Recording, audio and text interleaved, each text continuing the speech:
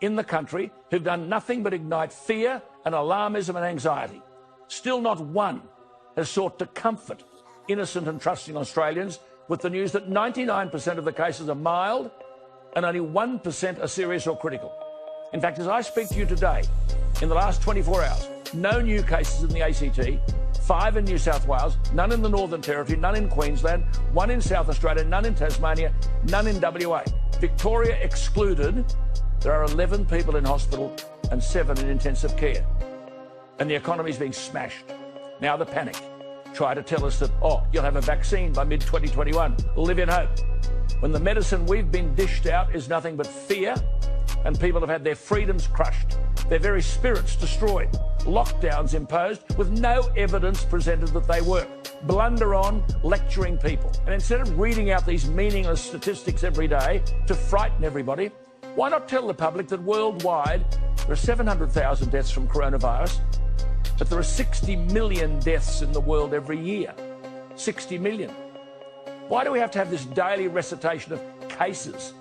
Is there any other disease for which this happens? Cancer? So far this year, there have been 5.1 million deaths from cancer. We don't get daily updates. This is nothing more than a political stunt to justify taking away our liberties and our freedoms, locking the joint down, making sure we obey. Oh, and if you don't cop, you'll cop the punishment. Grab power over everybody, which they most probably don't intend to surrender. Why not tell the Australians that 440 people die in Australia every day? In 6 months, we've had 420 deaths from coronavirus. But if you're going to throw numbers at us, tell us each day how many Australians have been made jobless by your government's decisions. How many businesses have been forced into bankruptcy? How many mortgages can't be paid? How many people are homeless? What's the increase in domestic violence and marriage breakdowns and suicide?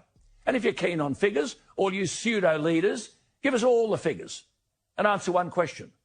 How much do you think we're prepared to pay for all of this?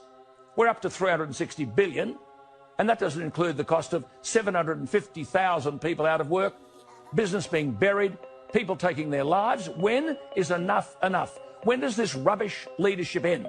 Get out of our lives. We can manage our own well-being.